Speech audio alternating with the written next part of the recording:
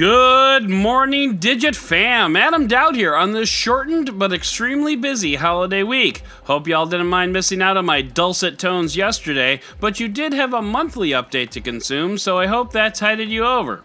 Also, over the weekend, our sister podcast, the SoundGuys, link in the show notes, released another new episode talking about Apple and Samsung and the jacks that left them.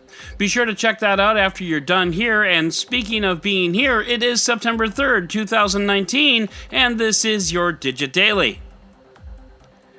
Remember how, literally 1 week ago, I said something to the effect of, Apple will wait until OEMs release 5G phones that aren't variants? Well, that didn't take long. Samsung has a new standalone 5G phone, although it is kind of sorta a variant, but it's really not. The Samsung A90 is a standalone 5G phone with flagship level specs, including, of course, 5G.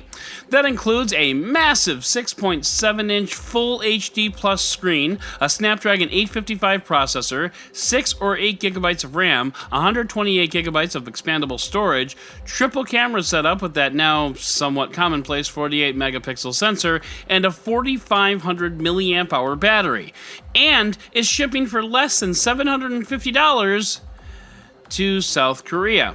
This is the first Samsung 5G phone to come without a non-5G variant, and actually it's the first anything 5G phone to come without a 5G variant, and that's a confusing sentence.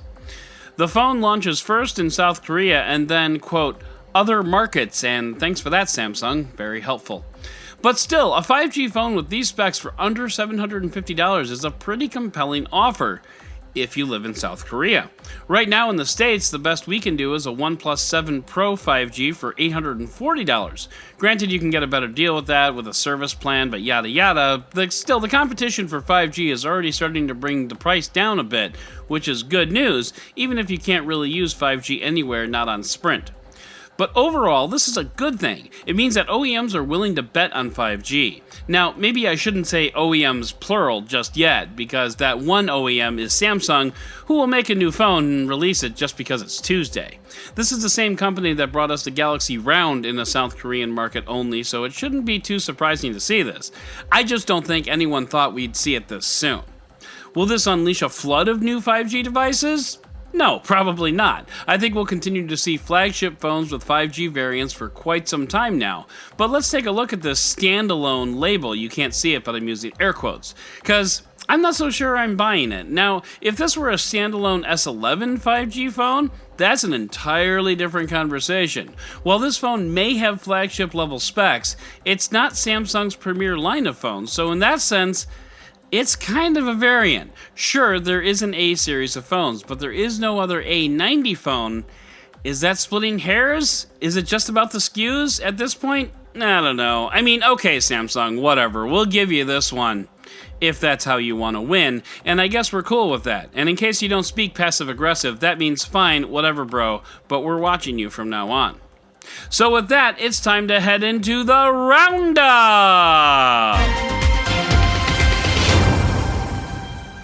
Facebook is considering removing the number of likes from posts, instead opting to show the names of a few friends who liked the post as opposed to actual numbers. To quote TechCrunch, quote, the idea is to prevent users from destructively comparing themselves to others and possibly feeling inadequate if their posts don't get as many likes. And I get that, but that seems to be a much bigger problem than just a little thumbs up on a website. I mean, I guess Facebook is trying, but it seems like there's just bigger issues going on here. Renders based off of an LG patent show an intriguing new foldable idea. You'll recall several months ago we talked about Xiaomi's dual folding screen device with two wings that folded out from behind the smartphone to make a square. Well, LG seems to be turning that concept up to 11 with two wings, one of which has a larger hinge. The result is that these two wings fold on top of one another, so when the phone is unfolded, it actually becomes much more tablet-like, an actual rectangle, not just a square. Plus, as an added bonus, the larger hinge also holds a stylus inside it, and styluses you can store are styluses that can stay. Man, we really need to make Digit Daily t-shirts. CNET puts on its Jamie Heineman and Adam Savage hats and goes full-on Mythbusters with 5G, only they didn't blow anything up, which I admit is a little disappointing. But what they did do was break down some of the more popular myths on 5G and explain whether or not they were true. For example, it won't give you cancer, but it will help a doctor perform surgery on you. If you know you ever need surgery, and here's hoping you don't. Well, this just got awkward. Apple has done just about everything right when it comes to the Apple Watch, except for two things which are actually kind of related to each other. Those two things are leaving out sleep tracking, and the only reason they left it out is because the damn watch doesn't last long enough on a single charge to wear overnight. Well, Apple has solved one of those problems. It's bringing sleep tracking to the Apple Watch, and if you have a second Apple Watch, you can designate which one is to be used for sleep tracking. So great news, you can track your sleep with your Apple Watch, your second Apple Watch, that is. Oh, Apple. Bugatti broke the 300 mile per hour boundary with a Bugatti Chiron, which is a pretty epic video to watch, but I admit, I had a few questions. First, they put a helmet on the driver, which, I get it, but honestly, if anything goes wrong at 300 miles per hour, I'm not sure a helmet's really going to help. Second, one thing engineers had to worry about was making sure the car stayed on the ground. When you have to be worried about your car turning into a plane, you're doing some cool stuff. And finally, at the 2-minute and 10-second mark of the video, just as the car passes 300 miles per hour, you get a steady shot of the front wheel and the hood. You know, typical car commercial stuff. Along with a speedometer that's just creeping up a little bit, and then yay, 300 miles per hour! So, how'd they get that shot? It's not like they strapped a GoPro to the hood, not at 300 miles per hour they didn't. Anyway, I know it's stock B-roll shots, but you know, that's something that they could have considered when editing the video.